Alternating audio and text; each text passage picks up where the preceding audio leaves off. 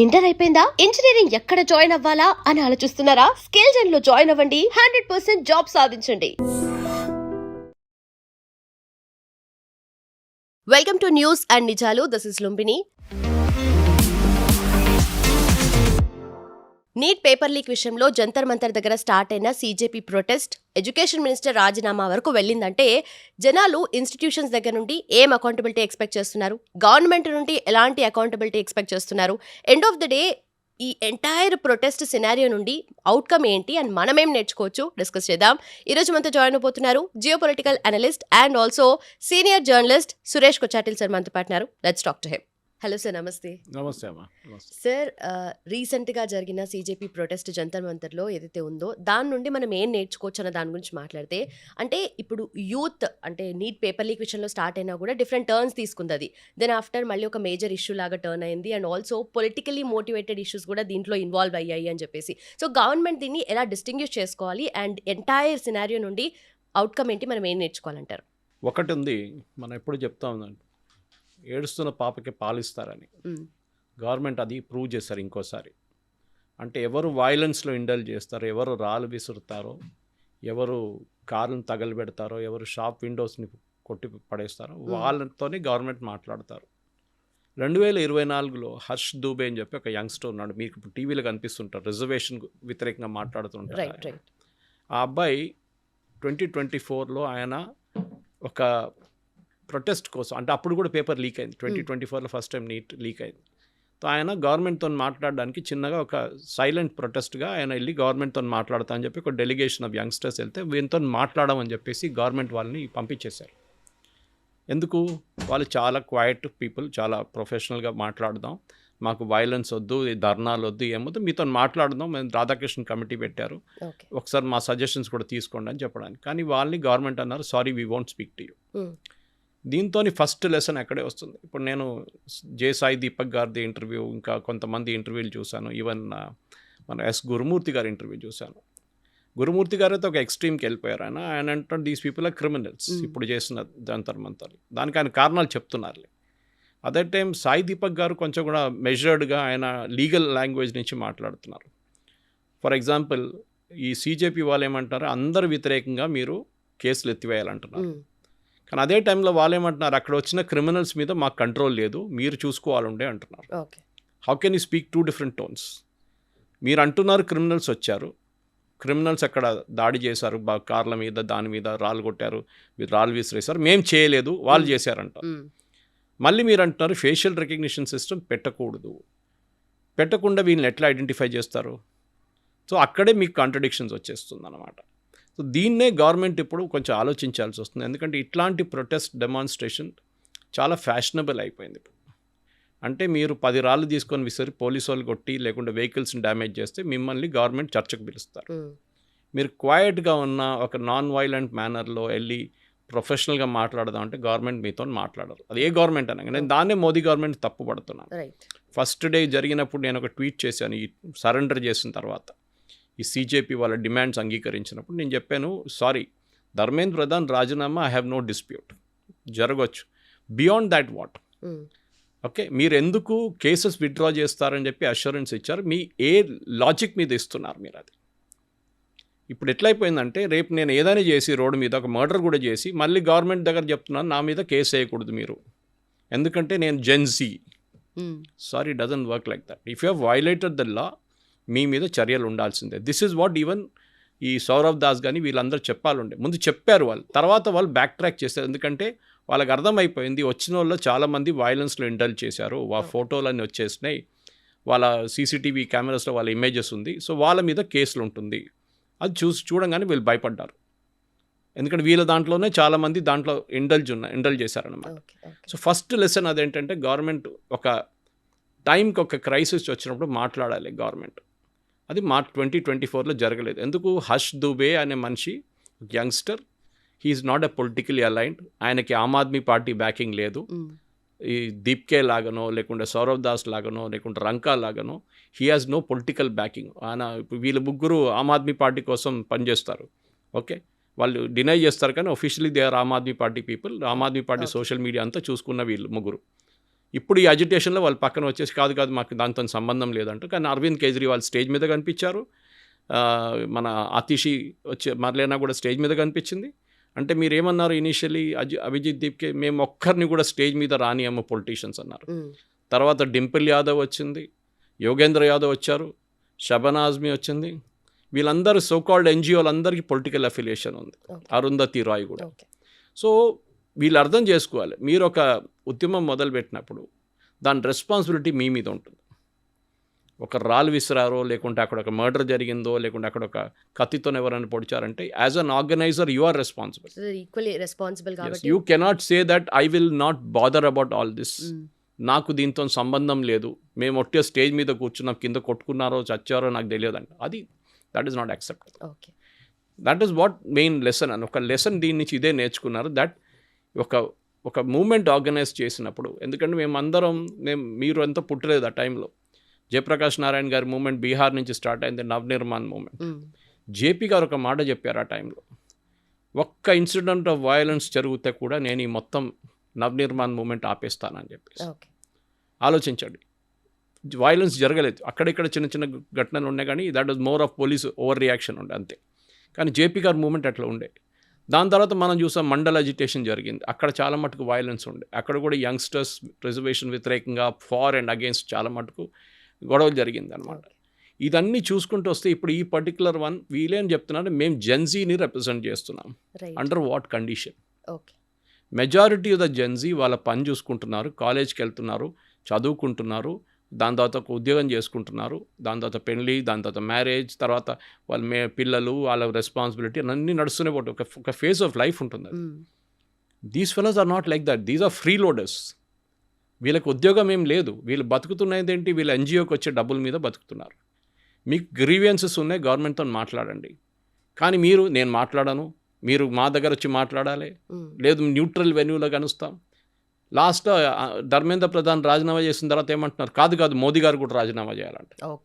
This is what Abhijit Dipke said, Dharmender సే బస్ నే హోగా, నరేందర్ భీ జానా హోగా. సో వాళ్ళ ఫైనల్ ఏం పొలిటికల్ ఏముండే, it was nothing to do with Gen Z generation. And this is what even Sai Deepak కానీ టు లార్జ్ ఎక్స్టెంట్ గురుమూర్తి గారు అదే చెప్పారు, వీళ్ళు రిప్రజెంట్ చేయట్లేదు. దే ఆర్ ఒక 3,000 మంది 4,000 మంది అక్కడ ఉన్నారు ఆ రోజు, 5,000 మంది దాకా మీరు తీసుకోవచ్చు. ఈ 5,000 మంది doesn't represent the youth of India.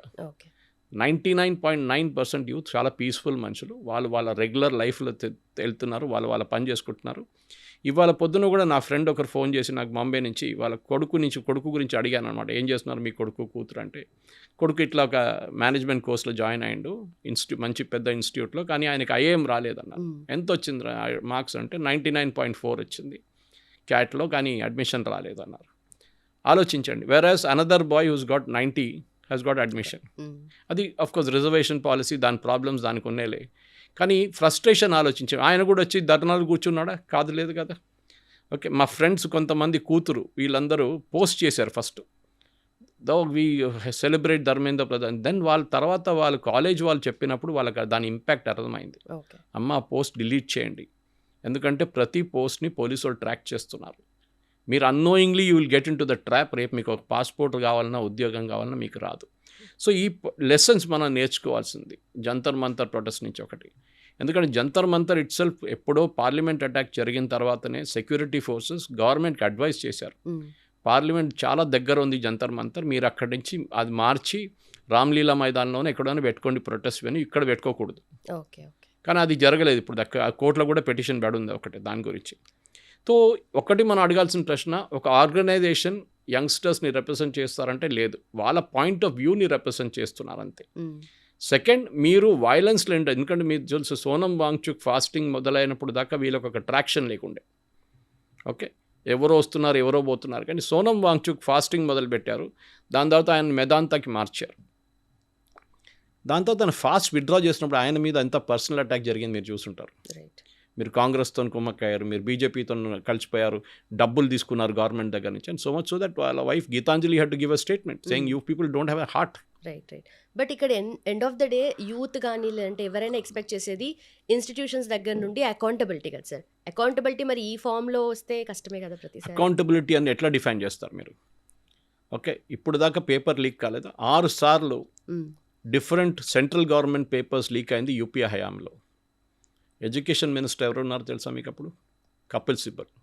మన ప్రెస్ కాన్ఫరెన్స్ పెట్టి ₹1 కోటి ఇచ్చిన మనిషి సీజేపీకి క్రిటిసైజ్ చేస్తున్నారు. ఆయన ఎడ్యుకేషన్ మినిస్టర్ అప్పుడు 6 సార్లు పేపర్ లీక్ అయింది, ఆయన రాజీనామా చేయలేదు. మన్మోహన్ సింగ్ రాజీనామా అడగలేదు.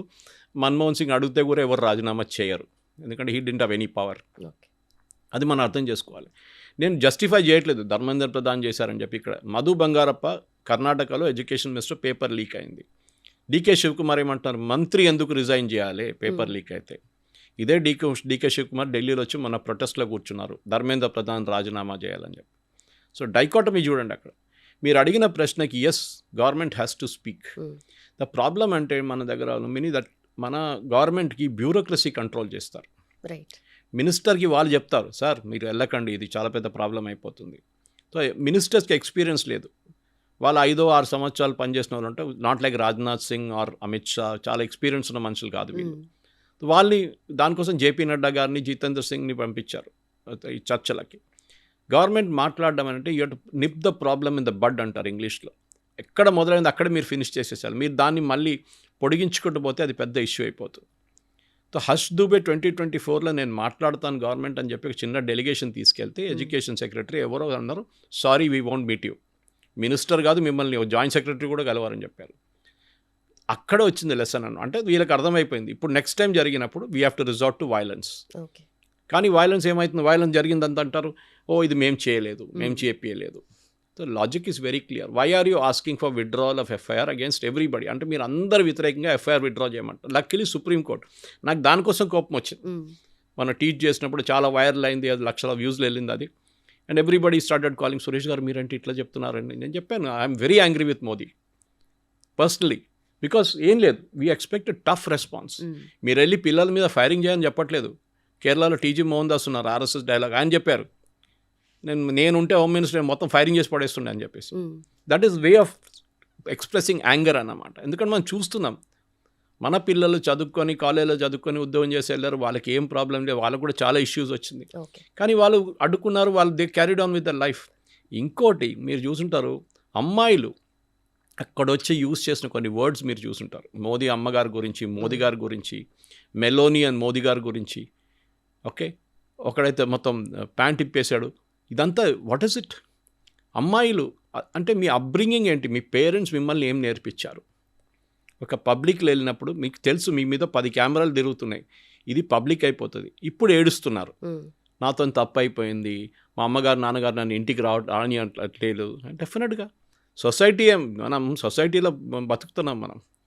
వాళ్ళు అడుగుతారు, ఓ నిన్న అక్కడ కనిపించావు, ఏమైంది, చాలా జోష్లో చెప్పే మోదీ గారిని అది చేస్తాను, మోదీ గారిని చంపేస్తానని చెప్పి ఇప్పుడు చేస్తున్నావు అని అడుగుతారు. You cannot face. ఆ మూమెంట్లో మీకు ఆ గ్లోరీ రావడానికి, మీకు ఆ ఇన్స్టాగ్రామ్లో ఫాలోయింగ్ రావడానికి చేశారు. ఒక అమ్మాయి అయితే ఒక ట్రక్ని బస్సుని ఆపినట్ల మన మహారాష్ట్ర పోలీస్ ఒక బస్సుని ఆపిన షాట్ ఒకటి ఉంది, ఆమె కావాలని చేసింది డ్రామా అది. ఎందుకంటే బంగ్లాదేశ్లో there was a similar shot. దానికోసం టియనమన్ స్క్వేర్లో జరిగినప్పుడు ఒక ఆయన ట్యాంక్ ముందు వచ్చి నిలబడ్డారు. Those were authentic moments. ఇది షో ఆఫ్ కోసం చేసింది ఆమె. ఆమెకి ఇన్స్టాగ్రామ్ ఫాలోవర్స్ కావాలండే. తర్వాత తెలిసింది అదంతా. ఇప్పుడు ఆమె ఏడుస్తుంది, నా ఇన్స్టాగ్రామ్ బ్లాక్ చేసేసారు, నన్ను ఇంటికాడ తిడుతున్నారు, నన్ను బయటికి వెళ్ళినట్లేదు. అరే you bought it on your self. Agitation చేయాలంటే చేయండి, ఎవరు వద్దనట్లేదు, కానీ పీస్ఫుల్గా ఉండాలి. పోలీసు వాళ్ళకు కూడా హక్కు ఉంది. స్టూడెంట్స్ కూడా మేము ప్రిపేర్ అయ్యాము చూడండి అని చెప్పి ప్రూవ్ చేసుకోవాల్సిన సిచ్యువేషన్స్ వస్తున్నాయి. అంటే వాళ్ళ పెన్స్ కానీ, లేదంటే రాసిన మాక్ టెస్ట్లు కానీ, ఇవన్నీ కూడా మేము ప్రిపేర్ అయ్యాము, మేము జెన్యూన్ స్టూడెంట్సే అని చెప్పి చాలా మంది ప్రూవ్ చేసుకోవడానికి ట్రై చేస్తున్నారు. పియర్ ప్రెషర్ అంటారు మనం. అది ఎప్పుడున్న యంగ్స్టర్స్కి పెద్ద ప్రాబ్లం అది. అంటే ఇన్స్టాగ్రామ్లో మీరు కనిపించారా, నువ్వు ఇన్స్టాగ్రామ్లో లేవా, you didn't go to this restaurant, అరే it is such a beautiful place, చూడలేదా, నేను పోస్ట్ చేశాను చూడంట. సో వీళ్ళేమంటారు, డబ్బులు లేకున్నా కానీ ఆ రెస్టారెంట్కి వెళ్తారు, మిడిల్ క్లాస్ ఫ్యామిలీ నుంచి. It must be a very high 5-star stuff. ఎందుకు? పియర్ ప్రెషర్ ఉంటుంది మీ మీద.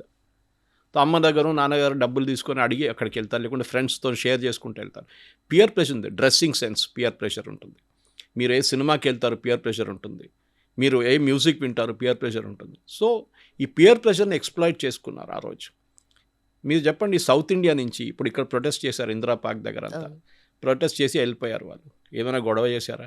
ఏం లేదు కదా. స్పీచ్లు ఇచ్చారు, మోదీ గారిని తిట్టారు, ధర్మేంద్ర ప్రధాన్ రాజీనామా చేయాలన్నారు, 10 స్లోగన్లు రేస్ చేశారు, ఇంటికి వెళ్ళిపోయారు.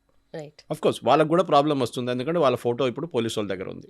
Correct. Okay, they also taken their own photographs. ఇదే నాకు అర్థం కాదు, మీరు అంటున్నారు police facial recognition system use చేయకూడదు, అదే టైంలో అభిజిత్ దీప్కే లాంటి వాళ్ళని చెప్తున్నారు ఇది పోలీసు వాళ్ళ పని, ఎవరు వచ్చారని వాళ్ళు ఐడెంటిఫై చేయాలని చెప్పి.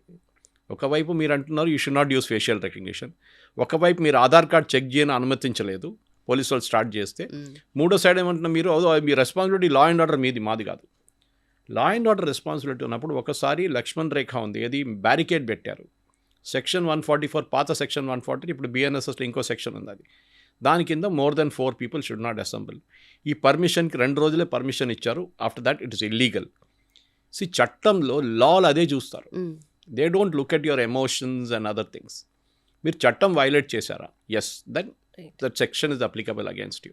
అది మీకు నెక్స్ట్ 30 సంవత్సరాలు నడుస్తున్నట్టు మన్మోహన్ సింగ్ కేసు చూడండి, నిన్న డిసైడ్ అయింది. ఆయన సంతకం పెట్టారు పేపర్ మీద, అంతే కోల్ స్కామ్లో సంతకం పెట్టిన దానికి మన్మోహన్ సింగ్ మీద కేసు ఉండే, లాస్ట్ టైం చనిపోయారని చెప్పి ఆ కేసు క్లోజ్ చేశారు. ఓకే, ఎన్ని సంవత్సరాలు అయింది మన్మోహన్ సింగ్, ఆలోచించి ఎన్ని సంవత్సరాలు కోల్ స్కామ్ అది ఆల్మోస్ట్ 14-15 years now. సో మనం ఆ ప్రైమ్ మినిస్టర్ లెవెల్లో కూడా ఆయనకి ఒక ఏం చెప్తారు, ఒక క్లోజర్ రాలేదు.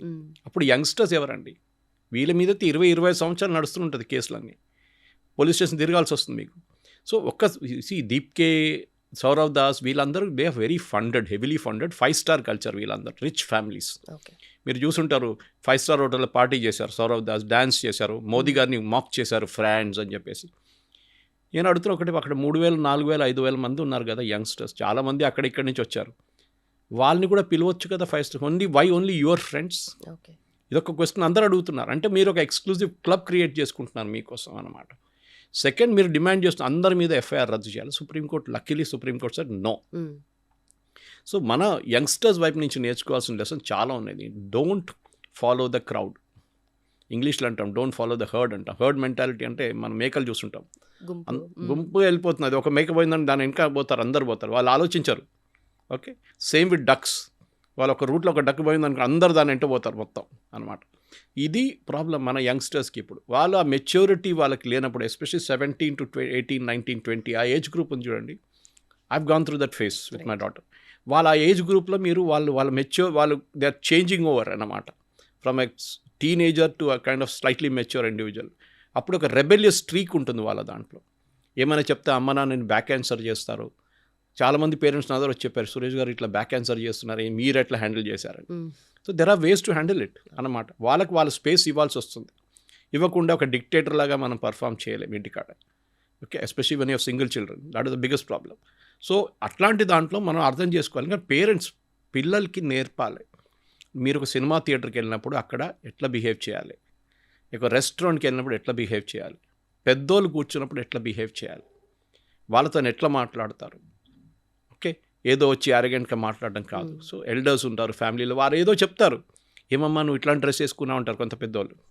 You have to take it in the right spirit. Okay, doesn't matter, ఏదో ఒక అపాలజీ చెప్పేసి అక్కడి పక్క నుంచి దూరిపోవాలి అంతే. కానీ వాళ్ళతో కొట్లాడతారా, కాదు. It doesn't happen that way.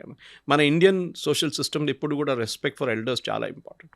Maybe అమెరికాలో, యూరోప్లో అంతా లేకపోవచ్చు, కానీ మన దగ్గర ఉంది ఇప్పుడు కూడా అనమాట. సో ఈ అజిటేషన్లో జరిగింది ఏంటంటే, ఒకటి మొదలైంది కరెక్ట్ మెథడాలజీలో, fasting was a good idea. Okay, కానీ దాని తర్వాత జరిగిన ఘటనతో ఇప్పుడు ఏమైపోయిందంటే, ఇప్పుడు కేసులు పెట్టినప్పుడు వీళ్ళు ఏడుస్తున్నారు, మళ్ళీ మేము తీస్తాం, మళ్ళీ మీరు ఎట్లా చేస్తారు, మళ్ళీ ఇది మీరు చేయలేరు, you cannot do it. Once it is done, finished. Now the damage is over. మీరు మళ్ళీ నేను వెళ్ళి కూర్చుంటాను అక్కడంటే పోలీసు వాళ్ళు పోనీ, మీరు అక్కడ వెళ్ళనియరు మిమ్మల్ని, వెళ్తే కూడా ఎవరు పట్టించుకోరు మిమ్మల్ని ఇప్పుడు ఈసారి. దట్ ఇస్ ద ప్రాబ్లమ్ అనమాట. ఇన్నోవేషన్ పోయింది. ఫస్ట్ టైం ఉంటుంది చూడండి ఆ ఇంట్రెస్ట్, అది సెకండ్ టైం ఉండదు. బట్ ఇక్కడ మనకు స్టేట్ గవర్నమెంట్లో చూసుకుంటే చాలా మూవ్మెంట్స్ అండ్ అజిటేషన్స్ జరిగాయి. ఫర్ ఎగ్జాంపుల్, ఇప్పుడు గ్రూప్స్ పేపర్ లీక్ విషయంలో కూడా ఫస్ట్ అంటే 3 times ఎగ్జామ్ కండక్ట్ చేశారు. ఇప్పుడు మళ్ళీ అదే ఇందిరాబాగ్ దగ్గర చాలా మంది స్టూడెంట్స్ ధర్నా చేశారు, అక్కడే లాఠీ చార్జీలు కూడా అయ్యాయి. ఇవన్నీ చూసుకుంటే ఇన్ని మూమెంట్స్ మనకు నేషన్ లెవెల్లో ఇన్ని జరిగినా ఎందుకు దీనికి ఇంత ఎస్కలేషన్ వచ్చిందంటారు? ఏం లేదు, దిస్ ఇస్ మీరు ఢిల్లీలో చేసే ఒక అజిటేషన్, హైదరాబాద్ చేసిన అజిటేషన్కి డిఫరెన్స్ ఉంటుంది. హైదరాబాద్ చేసిన ఇందిరా పార్క్లో లోకల్ పేపర్లో, లోకల్ ఛానల్లో వస్తుంది. అది కూడా ఎట్లా అంటే అక్కడ ఒక ఈవెంట్ మేనేజ్మెంట్ లాగా. అది మీరు అక్కడ వెళ్ళి పోలీస్ పర్మిషన్ తీసుకొని ఆ లెటర్, వాడు అక్కడ కొంతమంది ఉంటారు, కేటరింగ్ వాళ్ళు ఉంటారు, టెంట్ హౌస్ వాళ్ళు ఉంటారు, వాళ్ళకి వెళ్ళి చూపి, అన్న రేపు టెంట్ కావాలి మాకు, ఒక 200 చైర్లు కావాలంటే, మైక్ కావాలి, ఫుడ్ కావాలి మాకు, కొంచెం నీళ్ళు ఉండాలి అంటే, అంతా అరేంజ్ చేసేటోళ్ళు ఉన్నారు అక్కడ ఈవెంట్ మేనేజ్మెంట్. మీరు మనుషులు తీసుకొని దాన్ని కూడా కావాలంటే కొంతమంది వాలంటీర్స్ని తీసుకొస్తారు వాళ్ళు కూర్చోబెట్టడానికి, జిందాబాద్ చెప్పడానికి, స్లోగన్ చెప్పడానికి అంతా. మీరు డెమాన్స్ట్రేషన్ చేసినప్పుడు ఢిల్లీలో మీకు విజిబిలిటీ ఉంటుంది, ఎందుకంటే ఇదంతా నేషనల్ క్యాపిటల్. ఇంటర్నేషనల్ మీడియా వస్తారు, ఓ మోదీ గారు వెళ్ళిపోయారు, మోదీ గారు చూసారు మీరు బ్లూంబర్గ్లో కానివ్వండి, Al Jazeera, Modi is finished, Guardian. ఏమైందండి ఇప్పుడు? Where Modi is finished? He still there. Even though నేను కూడా మోదీ గారిని క్రిటిసైజ్ చేశాను. For not dealing very strongly with this fellow. వీళ్ళతో స్ట్రాంగ్గా డీల్ చేయాలండి. ఈ గుండాలకు ఆ లాంగ్వేజ్ ఒకటే తెలుసు. 90% వర్ జెన్యున్ యంగ్స్టర్స్. కానీ ఈ 10% ఉన్నారు చూడండి ఈ పొలిటికల్ ఆర్గనైజర్స్. అది కాకుండా 2600 మంది పోలీసు చెప్పారు, క్రిమినల్స్ వచ్చారు, రేపిస్ట్, మాలెస్టర్స్, పాక్సో కేసు ఉన్న వాళ్ళు అక్కడ ఉన్నారు ఆ రోజు. అప్పుడు మీరెందుకు అరెస్ట్ చేయలేదని అడుగుతున్నారు అభిజిత్. మీరు అరెస్ట్ చేయాలి ఉండే కదా. పోలీసు వాళ్ళు అరెస్ట్ చేస్తే అప్పుడు మీకు సీన్ తెలిసిపోతుంది. అక్కడ ఎవరు వీళ్ళు పోలీసు వాళ్ళు అరెస్ట్ చేశారు మమ్మల్ని అని చెప్పి మళ్ళీ గొడవ జరుగుతుంది. అదే హైలైట్ చేస్తారు. So they కెప్ the diplomatic. And I was very please today CRPF chief వాళ్ళ ఆయన అడ్రస్ చేస్తాం, ఎందుకంటే ఆర్ఐఎఫ్ వాళ్ళ కింద వస్తుంది, ర్యాపిడ్ యాక్షన్ ఫోర్స్. వాళ్ళ మీద చాలా ఆరోపణలు చేశారు. ఈ పోలీసు వాళ్ళకు కూడా హ్యూమన్ రైట్స్ ఉందండి, వాళ్ళకు కూడా ఫ్యామిలీస్ ఉన్నారు. మీరు వాళ్ళ మీద రాళ్ళు విసిరితే వాళ్ళు చూసుకుంటూ ఊరుకుంటారు. వాళ్ళ దగ్గర ప్రోటోకాల్ ఉంది, స్టాండర్డ్ ప్రోటోకాల్. ఓ పట్నాలో, సీతామఢీ, బీహార్లో ఫైరింగ్ చేశారు AK-47తో. Yes, AK-47 is a standard issued weapon నా. .303 కాదు ఇప్పుడు, పాత బోల్ట్ యాక్షన్ రైఫిల్ కాదు ఇప్పుడు. అండ్ వాళ్ళ మీద ఫైరింగ్ జరిగింది సీతామఢీలో. లోకల్స్ ప్రూఫ్ ఇచ్చారు దానికి. బీహార్లో ప్రతి కార్నర్ షాప్లో ఉంటుంది చిన్న చిన్న గన్స్, అక్కడ ఇల్లీగల్ ఫైరింగ్ జరిగింది. So he fired in the air which is a standard protocol. And that to district collector పక్కన ఉన్నారు, ఆయన ఆర్డర్ ఇచ్చింది ఫైర్ ఇన్ ద ఎయిర్ అని చెప్తే ఫైర్ చేస్తారు. పోలీసుల జాబ్ అది. ఇక్కడ ఏం జరిగింది? పార్లమెంట్ మార్చ్ నడుస్తుంది. తెలుసు పార్లమెంట్ మీద దీని ముందు కూడా దాడి జరిగింది. అక్కడ చాలామంది చనిపోయారు సెక్యూరిటీ ఫోర్స్ వాళ్ళు. ఈసారి వెళ్తున్న గుంపులో ఒక 2300 మంది పార్లమెంట్ వైపు పరిగెత్తుకుంటూ వెళ్తే దాంట్లో ఒక హ్యూమన్ బాంబ్ ఉంటే మీరేం చేస్తారు? సూసైడ్ బాంబర్ ఉన్నానుకోండి, వాడు పార్లమెంట్ లోపల దూరిపోతే సూసైడ్ బాంబ్ చేస్తే who is responsible for it? అప్పుడు అభిజిత్ దీప్కి అంటాడు, నేను కాదు, మీరు చూసుకోవాలి ఉండేదంతా అంటారు. పోలీసు వాళ్ళని ఆపడం వాళ్ళ జాబ్ అది. మీరు సెక్రటేరియట్కి వెళ్ళి ఇక్కడ డెమాన్స్ట్రేషన్ చేయండి, చేయిస్తారా? అనుమతిస్తారా? మిమ్మల్ని ట్యాంక్ బండ్ దగ్గర ఎత్తుకెళ్తారు పోలీసు వాళ్ళు, లాఠీచార్జ్ చేస్తారు, టియర్ గ్యాస్ కొడతారు. టియర్ గ్యాస్ కొట్టకూడదు, లాఠీచార్జ్ చేయకూడదు. కేరళలో సెక్రటేరియట్ ముందు మన CPM వాళ్ళు ప్రొటెస్ట్ చేశారు, SFI వాళ్ళు, ఇదే ఇష్యూ మీద.